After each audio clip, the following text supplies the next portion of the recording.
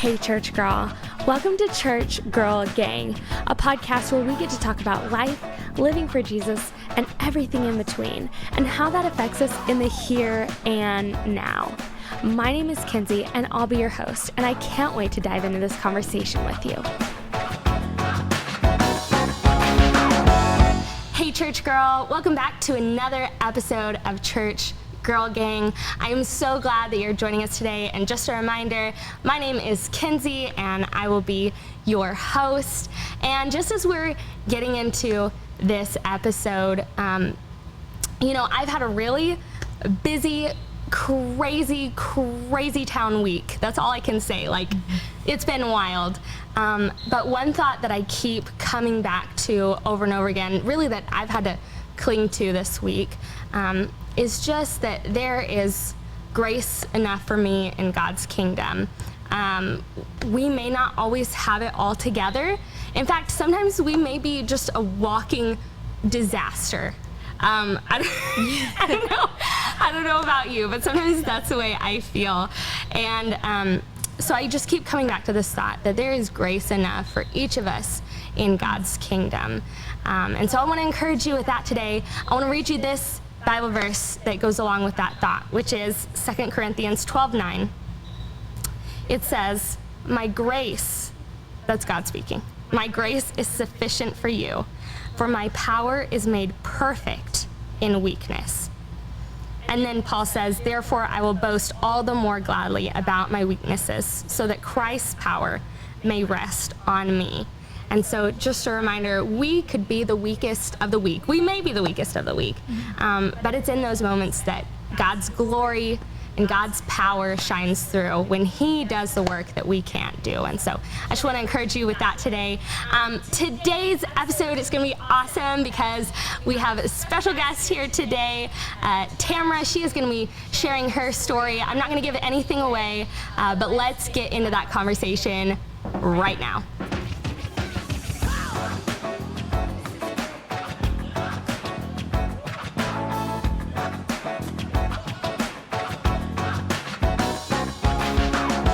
All right, and here we are with Tamara. Hello. I'm so glad that you're here and that you're joining me on the podcast today because I know you've got some gold to share with us today. Yes. Thank you for having me. Absolutely. Okay, so I was thinking about just my earliest memory, like big memory of you, with you, where we had an experience together. Yeah. And I'm sure you remember this, but a couple years back, we did a photo shoot. Did you know I was going to say this? Yeah. Yes. Yeah. So we did a photo shoot for the women's conference here at the Connection Church.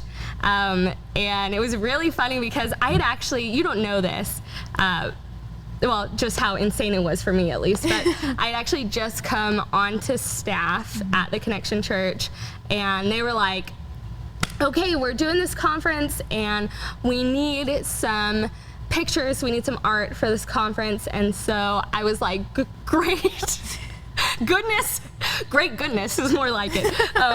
Okay, let's do it. And I'm not a photographer, or at least I wasn't. I've actually learned a little bit. That's awesome. Well, thank you. We're all learning. Yeah, we're all learning all the time. But so I brought my sister in, who is a photographer, and I begged her to take a few pictures, and we did a pajama photo shoot, and it was really fun. It was, especially all the feathers. We threw feathers in the air, and I think we had Did we have pillows? There was like a giant teddy bear and some little kids, and it was crazy. It was fun. Did you have fun? It was very fun. Okay, good. The pictures turned out really fun, and you looked super cute, as always. And actually, I was in the photo shoot, but I wasn't supposed to be in the photo shoot. Okay. So one of the girls couldn't make it at the last minute, but she had brought her she was at the church. We did this on a Sunday. Yeah. She was stuck in a different part of the church, and she couldn't come, but she had her pajamas, and so I took the pajamas because we looked pretty similar. Yeah. I was like, this'll be fine, And so I wore her pajamas, and I was in the photo shoot, and I was not expecting to do that day. Yeah, it all worked out okay. But what a weird first big Yeah. memory. It was fun though. Yeah, it was fun. Very enjoyable. Good. Okay. Is there anything that we should know about you? Just introducing yourself. Well, my name is Tamara. I am a teacher, a reading interventionist for middle schoolers, 6th through 8th grade. So they are wonderful and crazy at the same time. I have 2 little boys, Jeremiah and Josiah, and me and their dad are getting married in 2 months. So fun. That's so exciting. Yeah. I'm We're so very excited for you excited. guys. Yeah. And my mom is doing the wedding. Is that right? She is. I don't know why I'm asking, except that I guess we don't talk enough. Me and my mom, I mean. Yeah, she is. She is? Okay, that's so fun. I'm Yeah. excited for you guys. Thank you. Okay, so I thought, I always like to do like a little icebreaker something. And so I thought maybe you could share like 3 interesting facts about yourself. Okay. 3 most interesting facts that you've got. Number 1, my guilty pleasure is watching Keeping Up with the Kardashians. I love it. I think I've seen every episode. They're like on their 20th season and they're closing it out, and I'm kind of sad. Is it ending? Yeah, it's ending. See, I don't keep up with the Yeah, Kardashians. that's okay. I'm literally like, why do I watch this? It's pointless, but it wraps me in. Yeah. Every time. I love it. Yeah. So that's number 1. Number 2, I'm very indecisive. I started college with I was planning to get my degree in kinesiology, and I was like, this is way too much science. Like, what was I expecting? Yeah. But it was just way too much. So Didn't funny. enjoy it. So I switched to early childhood development, and then I switched to school-age children. And then, so I graduated with my bachelor's degree in early childhood through 6th grade. And then I went back for my master's for something completely different and did nonprofit administration. Wow. Yeah. Wow. That's a lot of stuff. Yeah. So I actually, when I was in college, I switched school. I went to 3 different schools total to get my bachelor's degree. And I was in, well, the first school was undeclared. And then, I declared graphic design at the next school. And then I realized I hated sitting behind a computer all day. Like, it just made me lose my mind. So, which is actually what I do for a living now. Yeah. So that's pretty funny how God works, and He's taught me a lot through that. And I actually like it a lot more, but I didn't then. I was like, oh. Anyway, so I switched schools. I was doing worship. What was it? It was called worship arts. And then I changed it to pretty much just a basic theology degree after that. So anyway, there's a lot of jumping around. Yeah. But you finished. We finished. We finished. We got it. We got it. And now we're living life. Yeah. I love it. Oh, you had another one.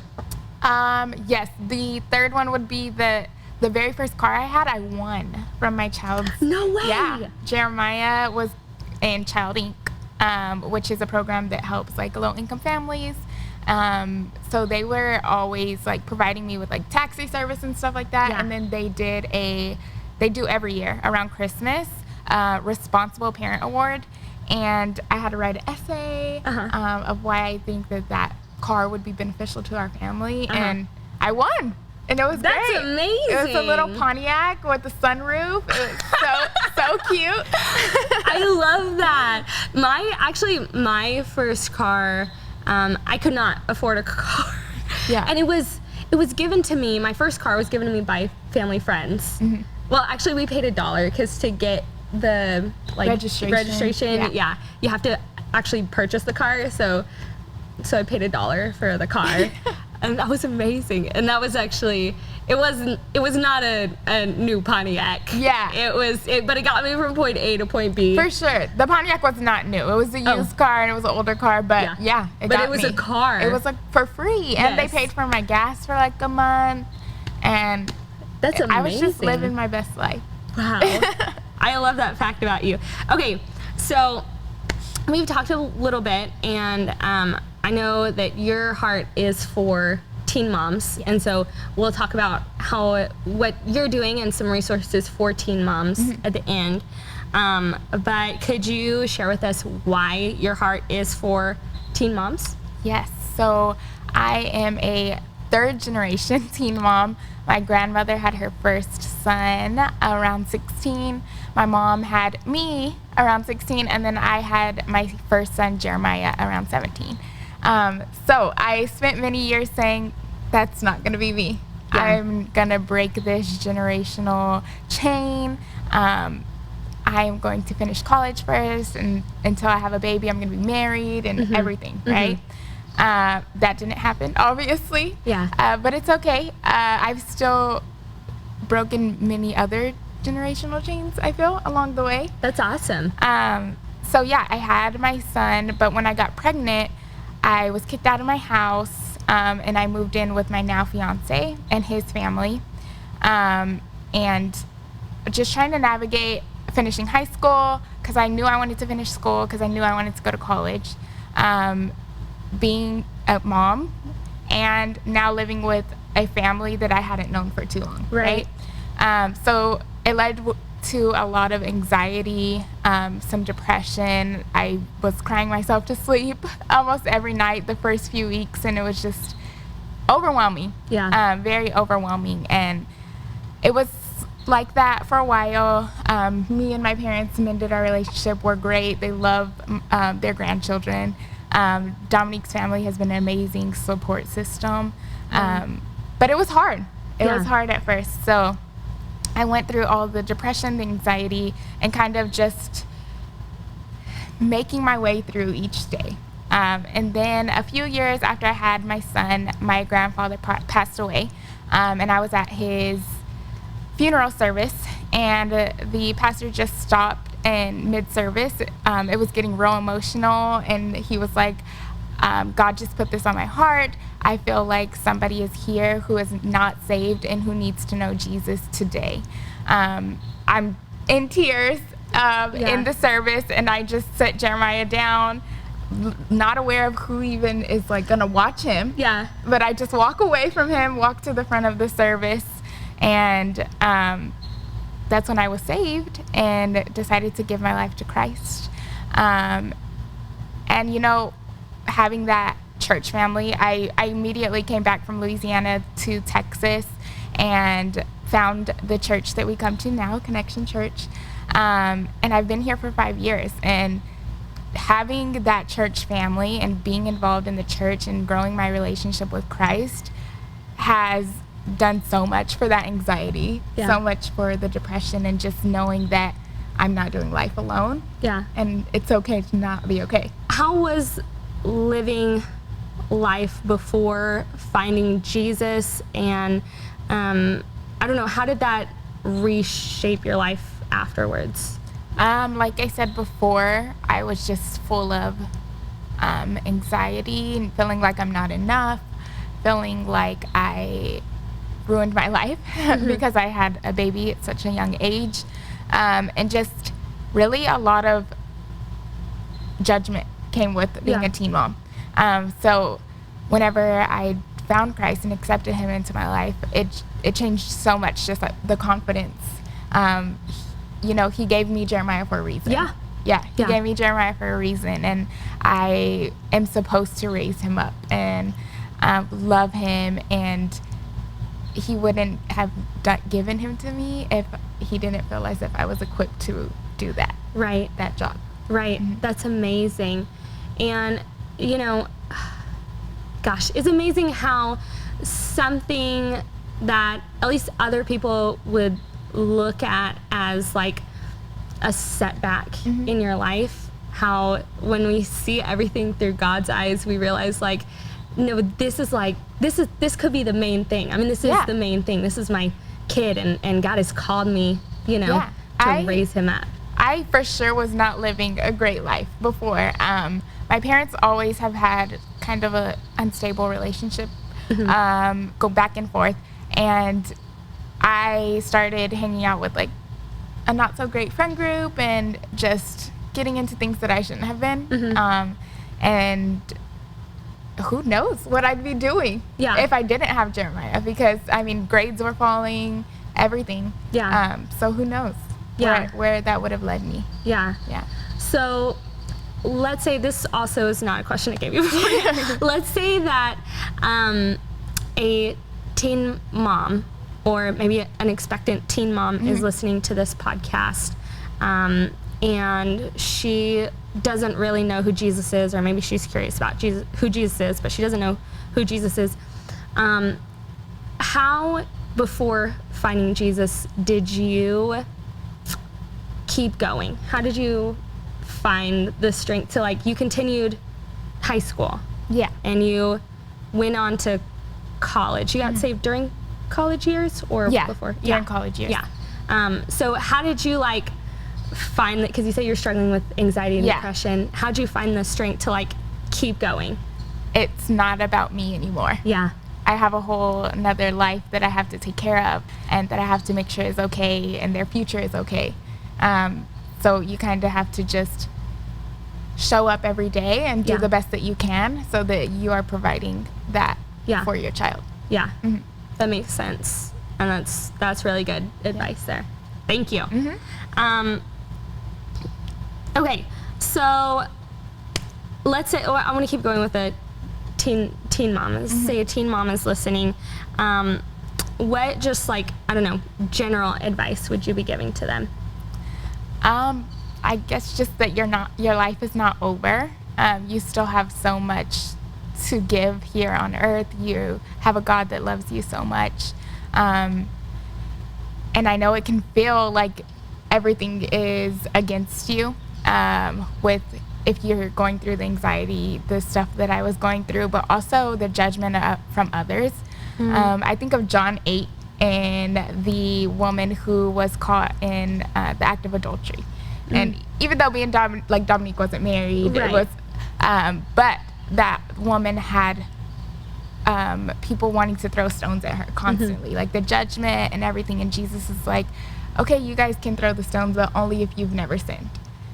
And so the people who are judging you and the people who are telling you that your life is over, they're not perfect, and they're not the ones who can make that judgment. And God loves you no matter what they're saying. That's so good. Okay, so you obviously, you have a heart for teen moms. What are you doing, or what are you a part of that is helping teen moms? I'm currently serving as a leader on the Young Lives Austin team. So Young Lives is part of Young Life, which some may have heard of. It's a pretty big nonprofit ministry. And they go into different schools, and they just share life with the children and share the gospel. But Young Lives is specifically targeted for teen moms. So I serve with them. I have a teen mom that I go visit and just kind of be there for her, right? As a mentor, and we all get together and do different things together, and they just have that community. So, I mean, that's something. Young Lives is everywhere. Almost everywhere. That's so good. So that's something that I would say, if you are a teen mom and you're looking for support and you're looking for a community that's going to uplift you during such a challenging time, then that's going to be a great resource. And if you want to serve teen moms, that's also great. They need mentors. They need women to speak in life into them, and you do not have to have been a teen mom to share the gospel with them and to love on them. So great resource. That's awesome. And you had said that, like, one thing that helped you was having people around you who supported you, right? And so I think this organization, I mean, that's what they're all about, right? Oh yeah, for sure. So it's just, like, so important for teen moms to be a part of that kind of community, and so important for us to help foster that kind of community. I tell the leaders all the time, I wish I would have had this. Yes. And now you get to do that for other people. I love that. I feel like God just took your life and said, like, here's what it's about, and I'm going to use you in this, shape you and mold you into this perfect fit to help other people, you know? Yeah. Like, he's using you in such a big way. Yes. I love that. I'm here for the ride. Yeah. Aren't we all? Yeah. we just say yes, Lord, Yes. and step forward. I love it. Okay, is there anything else that you want to share with us that maybe I haven't thought of to ask you? I think you've covered it all. Just thank you so much for having me. It's been great sharing my story, and I'm looking forward to hopefully more people thinking about the teen mom community, and even dads, teen dads, they need support too. Yeah. So does Young Lives do anything with teen dads? Or? Not right now, but we're working on it. Yeah? Yeah. Oh my gosh. Yeah. I would. That's something that I would love to bring to the organization, and I've talked to them about. So, yeah, hopefully soon, and I would love for people to help me in that.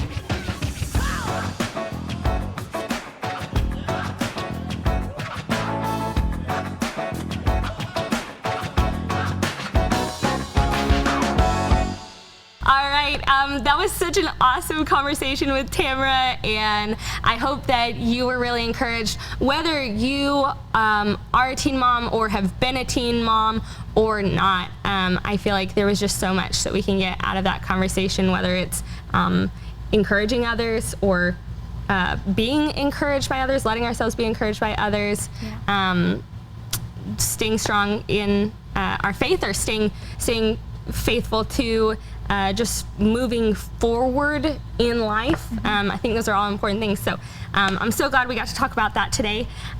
Tamara, we have a tradition. We call it Something Fun. That's kind of a weird name, isn't it? But anyway, we call it Something Fun, and so we want to celebrate something fun that's happened in your life or is going to happen. What can we celebrate with you? My birthday is on Tuesday. Yay! Yeah. That's so exciting! I'm super excited. 26. 26. Are you guys doing anything fun? I don't think so. Not really. Not Just really? kind of hanging out. It's a Tuesday. We'll be at work and stuff, but and you're surrounded by boys. Yeah. And boys, let's face it, sometimes they're just not good at planning the things. I'm sure we'll probably go eat. I usually don't cook on my birthday. That's good. Yeah. Don't cook. Refuse to cook. Yeah. I love it. That's so good. I can't. I was about to say a million other things. That's going to be really fun. Yeah, I'm excited. Awesome. Well, if you see Tamara around or you spot her on social media, give her a happy birthday, or you can tell her happy birthday in the comments below. We'll pass it on to her. It's great. Yes. All right. Well, this was a great episode. I'm just so glad that we got to have this conversation. You have no idea. It was so fun. Before you go, I just want to remind you, don't forget to press the subscribe button. If you're on YouTube, press the little bell so you get notified when we have episodes, because you're not going to want to miss it. And listen, we've got a lot of great stuff coming up over the next few weeks and actually on into the year. There's so much good stuff, and I'm not going to tell you anything about it right now. But be sure to press subscribe. If you're on any other platform, leave 5 stars, leave a review for us. And the reason for that is just so that we can get this podcast in other girls' ears. When you do that, it makes a huge difference. And who knows, maybe when you do that, a teen mom will hear this podcast and it'll encourage them. Or maybe, I don't know, any girl will hear this podcast and it'll encourage them. But thank you so much for joining us today. Don't forget to find me on any social media platform at Kenzie Carisse, and check out the show notes below for more information on Young Life and Young Lives. We'll link that down below so you can find out more about them. Talk to you soon, church girl.